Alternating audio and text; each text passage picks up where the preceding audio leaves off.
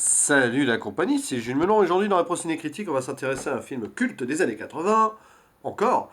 Robocop, sorti en 1987, le premier film du nom, réalisé par le grand Paul Verhoeven, le réalisateur néerlandais, qui avait fait entre autres Café après, hein, d'ailleurs, je crois que c'est son premier vrai grand film hollywoodien, qui a ensuite fait Total Recall, Basic Instinct, Starship Troopers, pour ne citer que cela, que des bons films. Et ce Robocop, donc sorti en 1987, avec dans le rôle titre Peter Weller, qui aura sa carrière à jamais marquée par ce rôle de Robocop, mais aussi Nancy Allen dans le rôle de la flic partenaire de Robocop avant qu'il ne devienne Robocop, on va en parler. On a aussi Miguel Ferrer dans le film, alors Miguel Ferrer que vous connaissez peut-être dans Twin Peaks, qui est décédé récemment, malheureusement. Et d'autres acteurs plutôt secondaire, mais qu'on a pu voir dans d'autres choses. Par exemple, Paul McCrane, qui a été le docteur Romano dans Urgence, par exemple. Voilà. Il y a aussi Ray Wise, qui était également dans Twin Peaks. Donc finalement, pour les fans de Twin Peaks, pardon, ce film est intéressant, parce qu'on voit des acteurs de la série là-dedans. Donc, ce Robocop, c'est la première fois que je le vois. Et oui, oh là là, ça fait partie de ces films cultes qui manquaient à mon palmarès de cinéphile. J'avais jamais eu l'occasion de le voir, en fait. Peut-être que trop violent quand j'étais jeune, enfin déconseillé, passait peut-être pas à la télé tout le temps, vous voyez ce que je veux dire. Et puis après, je me suis pas forcément intéressé. J'étais plus sur le côté Terminator. J'aurais dû m'intéresser à Robocop en aimant Terminator d'ailleurs, mais je suis jamais venu dedans. J'ai échappé au remake sorti il y a quelques années, fort heureusement. Je suis bien content d'avoir vu Robocop le vrai en premier. Peut-être que je verrai le remake un jour, mais je ne sais pas si j'en ai envie. Bref, c'est la première fois que je le vois et c'est un vrai bon film. Alors évidemment, voilà, tu le vois trop tard, hein, ce genre de film. Quand tu le vois pour la première fois à 36 ans. Mais franchement, il y a une vraie, on va dire, un vrai intérêt à le voir maintenant parce que on se rend compte que 31 ans après, ce film a été carrément visionnaire. Enfin, visionnaire dans un sens, on n'est pas encore en mode policier robotisé qui viennent rendre la justice et tout. Mais le côté entreprise privée qui vient se mêler de faits publics, de la justice et tout, on y est un peu dedans aujourd'hui. Parce que, bon, c'est l'histoire assez simple de base d'un. On est dans un futur proche à Détroit, la ville la plus criminelle des États-Unis. Bien sûr, on n'a pas choisi Détroit par hasard ici.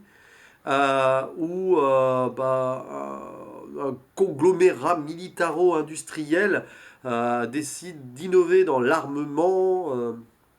Ils ont la main mise sur beaucoup de choses, ils sont hyper riches, hyper influents, et ils décident de lancer des robots euh, dans la police. D'abord des vrais robots, puis après ils vont utiliser un officier, Alex Murphy, grièvement blessé après une opération de police, laissé pour mort, mort d'ailleurs, carrément, et on lui redonne vie grâce à des prothèses cybernétiques, il devient un cyborg, et on utilise donc ce super flic, ce super robot, pour rendre une justice parfaite et impartiale aussi, sans la possibilité d'erreur ni de bavure. Alors que le robot au début du film qu'on voit dans l'un des premiers plans peut se dérégler et d'ailleurs fait une bavure et tue l'un des membres de l'organisation qui était là pour faire un test, devant d'ailleurs toute une assemblée. Déjà dès le début, une scène bien gore, enfin gore. On voit bien, hein, il est criblé de balles le mec. Enfin, bref,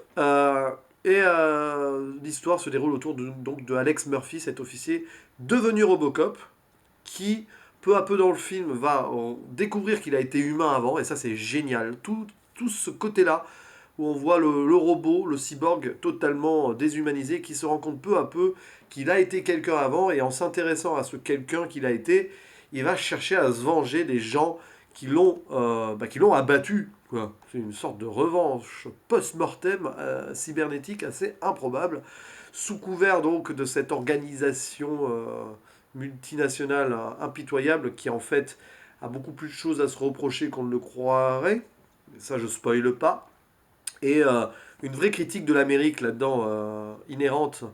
Et là, j'ai retrouvé Paul Verhoeven, notamment dans Starship Troopers, où l'Amérique, enfin le côté militaire américain est très décrié, même dans un avenir très lointain pour le coup, enfin un peu plus lointain que celui-là. Mais là, c'est pareil. Paul Verhoeven insère dans l'histoire des, euh, des reportages télé où on voit tous les jours des massacres, des prises d'otages, des machins et tout, et des pubs qui coupent ces reportages télé, ces journaux télévisés, des pubs en plein journaux télévisés sur l'apologie de la guerre. À un moment, on voit un ado jouer à un jeu de guerre, c'est génial, machin. Ouais, c'est assez violent et percutant, et là, alors là, c'est très visionnaire pour le coup. Vraiment. Bref, l'Amérique est bien décriée là-dedans, et ouais, comme dans Starship Troopers. Il y a aussi ce côté un peu irréel dans les rêves ou dans le subconscient donc de Robocop d'Alex Murphy qui rappelle Total Recall un peu dans l'approche. Notamment avec ses visions aussi.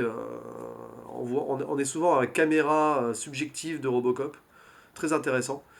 Ouais, on a vraiment le style de Paul Verhoeven là. Franchement, je suis content d'avoir vu Robocop parce que on comprend mieux Total Recall et Starship Troopers parce que ce qu'il fait dans Robocop, euh, c'est clairement, à mon avis, une auto-influence. Enfin, c'est son style et qu'il a développé ensuite dans les deux films science-fiction qu'il a fait plus tard.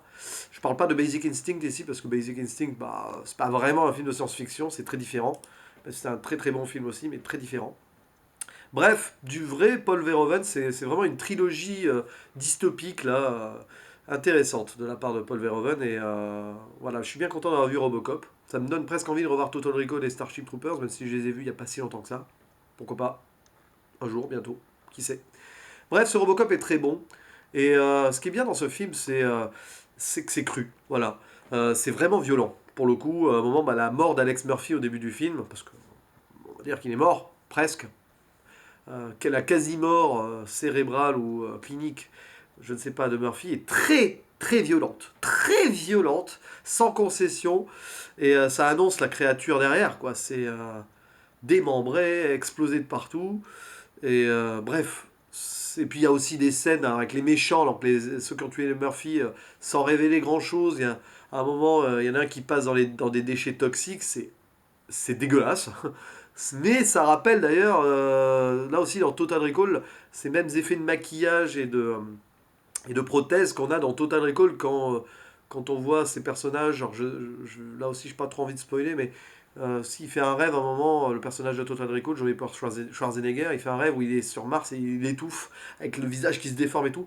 Et ben, lorsque le personnage là dans Robocop sort des déchets toxiques, c'est exactement la même impression que j'ai eue. Ouais, ouais, il aime bien choquer visuellement Paul Verhoeven et ce film vraiment, je le trouve d'ailleurs parmi les deux autres, c'est probablement le plus violent des trois quand même si Starship Troopers avait des trucs assez directs aussi. Bref, sans concession et bah, je suis content quand même de l'avoir vu enfin.